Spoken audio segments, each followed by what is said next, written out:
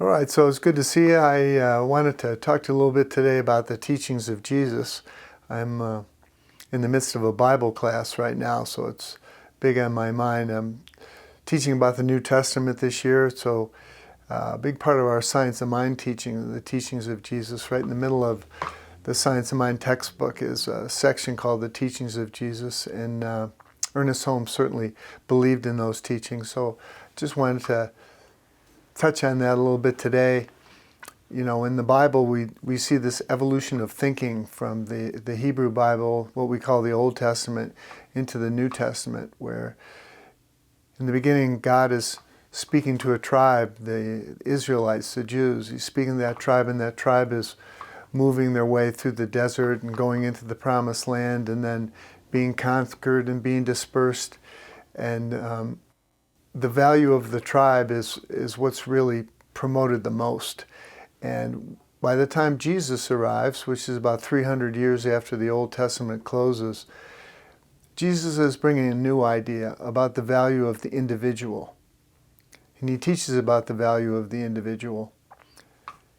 Some of his parables, like the lost coin and the lost sheep, the lost son. In the lost sheep, he says that, any shepherd would leave his 99 sheep to go look for the one who's lost, and to be so overjoyed that he had found the lost sheep. And this is what the kingdom of heaven is like, that God rejoices over the sheep that's lost. God rejoices over the person who's lost and finds their way back home. And one of our most famous parables that Ernest Holmes talked about a lot was the parable of the lost son, what we call the prodigal son. And in this story, which could be the most famous story that there is anywhere, a son gets the opportunity to spend a bunch of his money. He asks his father if he can have his inheritance early, which is something that a Jewish father would never do. But Jesus, in this parable, the father says, okay, you can have half of the inheritance now. And the son leaves the next day and goes out and talks in the story about him blowing all of his money and reaching an absolute low point in his life. And then at that point it says that he came to himself. He came to himself. And we can look at that in terms of he just realized the error of the way that he was thinking. And he changed his thinking, and he decided that he wanted to go back to his father's house. And that he didn't know if he'd be welcomed there, but even if he could get a job as a servant there, that would be fine. And the way that the story goes, his father saw him from a long way off and went out and threw his arms around him on the road and welcomed him back home. And I think this was part of the teaching that has resonated down through the years, a couple of thousand years later, that this teaching of forgiveness and open-heartedness and the compassion of spirit is something that still resonates today. All of us have our times when we are feeling separated from the truth of who we are, when we're feeling separated from Spirit, God, whatever we want to call it, that there's that anchoring presence in our life, and sometimes we've lost it. And it's good for us to remember that we'll always be welcome back home. And there's another part of that story that's interesting, is that the older brother who had stayed home and worked with his father faithfully, he was very resentful when the other son came home, and that his father had thrown a big party for him, was so glad he was home. And he said, well, you never threw a party for me, and I stayed here and worked all this time. What about me? What about my party? His father said, I've always loved you, and all that I have is yours. We're rejoicing now because your son is home. Your brother is home. And I think that that's a good lesson for us too, in terms of staying away from judgment of what other people are doing in their lives, and to put more emphasis on what our connection is with Spirit. Another one of the things that Jesus was talking about in his time was going beyond tribes. You know, he was speaking to the Jewish tribe. The story of Jesus is totally a Jewish story. He was Jewish his whole life. All the disciples were Jewish. All the people that were following him were Jewish. And he was trying to urge them to go beyond their tribe and to welcome more people in and to see the bigger picture of things. Of course, this was a great threat to the leaders of the Jewish religion at the time. Because he was saying, yes, we want to honor all these laws, we want to honor all these traditions that we have, but we also want to go beyond that. And he was talking a lot in his time about social justice and about all people being included. And I think that that's something that speaks to our time, because we're having a tendency now to break into political tribes and to be echoing those same statements that we hear over and over about the worth of this tribe and the lack of work of another tribe. And if we're really going to progress, if we're going to move forward, we have to change our consciousness about the way that we feel about tribalism. We have to open our hearts to include all people. I think this is such an important part of this teaching, is the open-heartedness and to go beyond our tribal thinking. It's our tendency, I think, as humans to divide into tribes, to feel that we're protected, to feel that we're on the right path because other people think the same way we do. But we're being revealed now, especially with our environmental concerns, that what we call oneness revealed, that there is an essence of oneness that lives in all of us, and we have to move towards that now. At this level of our evolution, we need to move towards that level of oneness. That's what Jesus was talking about thousands of years ago to the tribe that he was speaking to.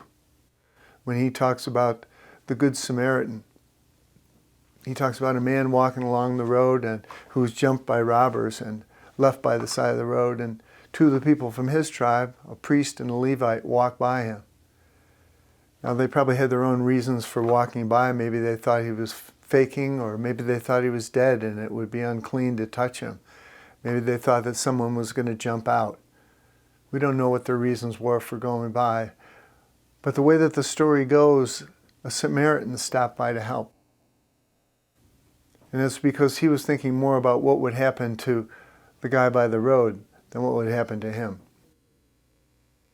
And I think the thing that's interesting about that story is when you're speaking to a Jewish audience and the Samaritan gets to be the good guy, that must have been a tough story to tell. But I think the point of it is we got to think bigger about the people around us who are in the other tribes that we don't really know, and value their humanity as well. So I'm enjoying doing this teaching again, teaching about the Bible. It's a bottomless well for me. Never going to know all of it. And just knowing a little bit of it has just been great for me. And I think the essence of it is that there is something alive in us that Jesus was pointing to, and that he demonstrated it himself. I heard someone say once that we learned about God not by what Jesus said about God, but about what Jesus demonstrated by the way that he lived with God and walked with God. I think we have that same opportunity now to go deeper as individuals, and maybe to be a part of a movement, a part of an earth movement that can heal the wounds of the earth, but not break ourselves into tribes.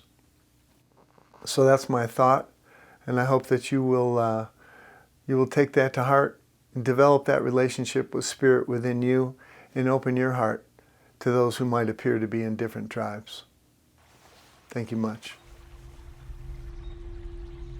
So right now, let's just go within. Jesus called it going into the closet and encouraged his followers to do that, to go within, to break apart a while from the culture, from our worries, to seek comfort in prayer. So right now we take this opportunity to fall right into our hearts, to open there. And I recognize that there is one power, one mind, one life, one heart, one love that holds us all. There's a divine intelligence that created all things, that is alive in all things right now as much as it ever has been, and seeks to express through each one of us.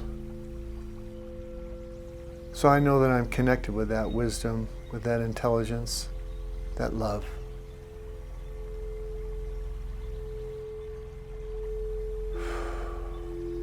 I affirm and know that the divine circuits that connect me with that one heart are open right now. They are open in me, and I affirm that they are open in each person who can hear the sound of my voice. We celebrate that one life and that one power. And I affirm right now that in our time, this time of the earth, that we move beyond our tribal thinking, that we allow our consciousness to expand, to see the bigger picture, the picture of oneness, that picture that is revealing itself now as we can see the whole world unfolding around us. We see so much conflict and tragedy, and yet there is so much good.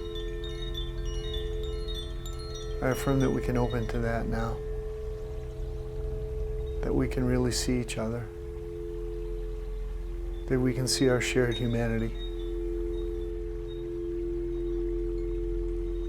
that we have the tools right now to move forward, to solve our problems, to heal the wounds of the earth.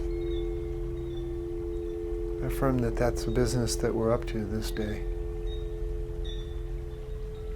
So I thank you for your part in it, your willingness to do all you can as an individual, to stay connected with Spirit, to show up in the world as a presence for good, to know your value, to know your strength, and to know when there are times that you feel lost, that you can find your way home. And that as we turn to Spirit, Spirit turns to us. So I give thanks this day for the power of the Word. I give thanks for the power of the living Spirit alive in each one of us, and for the good that we can do. And I affirm great blessings for you as you move forward on your path in ways that you could never imagine. And so it is. Amen.